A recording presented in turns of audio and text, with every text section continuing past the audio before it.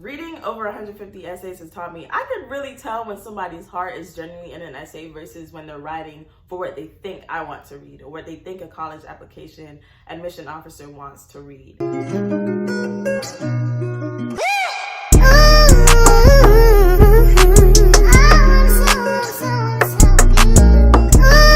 hi, hello, welcome or welcome back to my channel. The sun is currently blinding me, so this video is going to be fast and furious. If you don't know who I am, my name is Gabby and I make videos about college, scholarships, and keeping it real.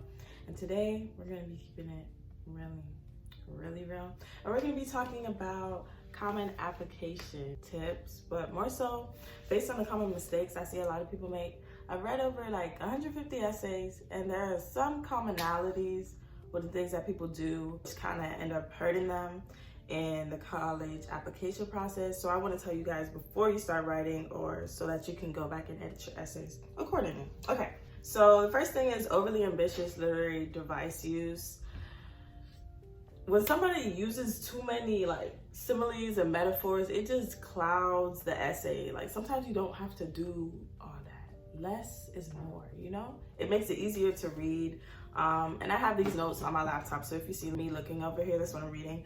But your literary devices should be seamlessly fused throughout your essay. Incorporating them should not stop the reader. It should not make them have to develop a completely new thought that takes away from the overall feel of the entire essay. And these devices should be like more or less a new take on an otherwise clear theme that you have presented throughout the essay to make it more memorable and refreshing instead of confusing, because you're like, wait, how does a whale relate to what you were just talking about? The next thing is that the essays are hard to follow. I've definitely done this before and I had to check myself. Those convoluted sentences where you're talking for literally eons, and cut them. Stop, please, because people get lost in a sentence. My attention span is not the longest, so how can you expect the reader to know what you're talking about when you're blabbing for 4 lines? Like, just fragment the sentences.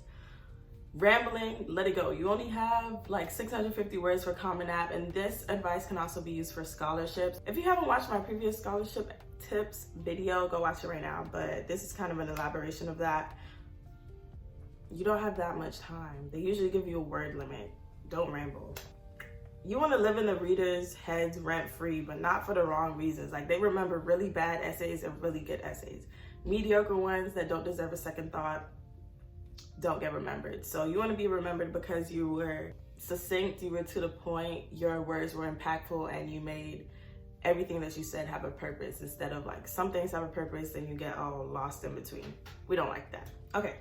The next thing is lack of cohesion. You set up metaphors or other literary devices, or even just talk about things, and then at the end of the essay, in the conclusion, it doesn't feel holistic. It doesn't feel like everything you said has come together. I'm left feeling like, oh, but what about this? Or the reader is asking more questions, not based on the conclusion that you gave, but because there's a lack of a conclusion, and not a position you want to be in.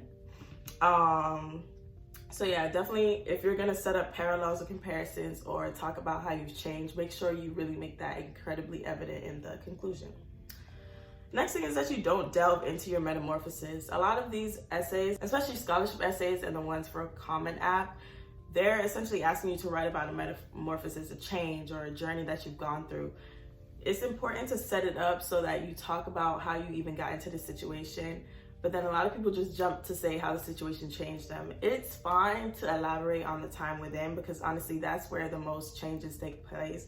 That's where the most evolution takes place. And you really want to describe your journey of progressing to the point where you are now writing this essay. I have an example. Okay, so if I want to talk about how I got lost in the store with my mom, and now I'm way more aware of my surroundings, I might just paint the scene of, some people tend to paint the scene of them getting lost in the store, and then they'll just jump to the fact that now I'm so much more aware, I'm so much more observant, blah, blah, blah, but they don't necessarily spend the time to discuss what they felt in the middle, that frantic fear, that sense of helplessness that really stuck with them and resonated with them and inspired them to change their actions in the first place, to ultimately become more aware. Pretty basic example, but I'm just trying to show you guys, like, you don't want to just jump from point A to point B, like the little 8.1, 8.2, 8.3, you really want to like talk about that, because those are just as important as the destination. It really is about the journey as well. I personally like powerful adjectives and verbs over adverbs and nouns. A lot of people will just use fancy nouns and adverbs for no reason. Like if it's just a plant, you could just say a plant. You don't have to say the scientific name of the plant. That's not going to make you seem smarter unless it adds credibility or it aligns with what you're talking about. Like maybe you're talking about botany or like really liking plants and doing, I don't know, gardening. Then it makes sense to elaborate on the name of the plant. But if you're just describing a plant that was on your teacher's desk before you had a conversation with them, and the conversation is what the whole entire essay is about, don't waste time and energy talking about the scientific name of the plant. Just say it if it doesn't add to your essay or its purpose. And adverbs, using adverbs excessively, it just makes the sentences unnecessarily long. Like you're dragging it. You don't have to say the beautifully polished furniture that was bought like 3 months ago, blah, blah, blah. No, the furniture was, boom, you have a word count, like make the most of it. This kind of leads into the next point, which is trying to be too profound. And it's really hard to avoid doing this because we put a lot of pressure on these essays, whether they're for scholarships, but especially the ones that we write for college, which are usually through Common App. So everybody feels like they have to write this groundbreaking thing, like, oh my gosh, it has to be the biggest like topic, it has to be really out the box. It really doesn't. Honestly, the best essays are ones that write about something that's seemingly inconsequential. Like it doesn't really seem like a big deal. It could be like a mundane routine that you do every day, but the way that you present it shows how this may just be a mundane routine to everybody else, but it's not for you. And this essay gives you the space to elaborate on that and really show that through descriptive language. And I'm describing your visceral emotions and how this practice, which is basic to everybody else, is so special to you. Yeah, there's beauty and simplicity. You don't have to overcomplicate things. If you want to write about walking your dog every day and how that really helped you become more emotionally intelligent, or you just really like the things that you would see on your walk and it made you learn more about your neighborhood, write that. If you want to write about ordering pizza every day and how it makes you feel, write that. Like you don't have to write about, I don't know, finding the cure to cancer. If you do, that's great, but it's not a necessity. There really isn't a need to sensationalize things all the time. Of course, you want to add a little flair. You want to make your essay spicy and engaging, but just at the end of the day, just be authentic and in depth with your descriptions, and your passion and the way that this essay really talks about something that is special to you will shine through. Reading over 150 essays has taught me I can really tell when somebody's heart is genuinely in an essay versus when they're writing for what they think I want to read or what they think a college application admission officer wants to read. There is no one way to get into college. There is no one perfect college applicant. Last couple things, being too verbose. Quality over quantity. It's not what you write about, it's how you write it. You want to make sense. You want to be purposeful with your words, and being verbose just takes away from all of the amazing things that you have in your essays. Another mistake is telling people, not showing people. This kind of builds off of the previous points, but you want to make sure that you're not literally just saying what you did, but you're showing it through descriptions and describing your emotions, describing the scene.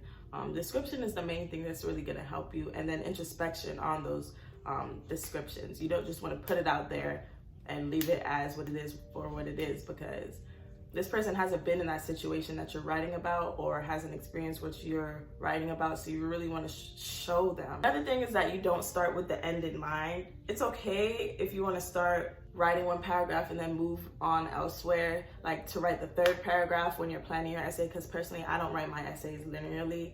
Like I don't go from intro to first, second, third paragraph. Sometimes I go from the intro and I'm like, oh, this is something I could put in the conclusion and bounce around the paragraphs. But at the end of the day, you have to start your essay with the end in mind. You have to start thinking about, okay, how am I going to conclude this? How am I going to tie this all together so that it makes sense to the reader? You don't want your essay to be a cliffhanger. After just reading those 650 words, which I know is not a lot, they need to feel whole. They need to feel as if they've gone around the whole chart, as if this essay has come full circle. Like they know, okay, this was the start, this was the finish, boom, I feel good about this. I know why they said this in the beginning. I'm able to see how they evolved.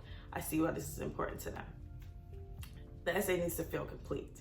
Your conclusion should answer the now what question. How is this situation or whatever you're writing about applicable to you now? How is it applicable to your goals, the way you maneuver the world, your current situation? You need to ground that experience, which was in the past, in the present. Do it in a way so that they see, oh, okay, this is how it's had a lasting impact on you, and this is why you're writing about this essay now. And the last thing is that you don't have fun with your essay. Like, essays can definitely be a drag. But honestly, I personally like to write, which is why I have my consulting services, which you can book down below, which is why I enjoy reading people's essays and offering advice and critiques in that way, because writing is such a free form of expression. And these essays, especially for Common App and scholarships, are no different. Like, use this as a time to really get to know yourself, to reflect, to grow, and express yourself in the way that you see fit.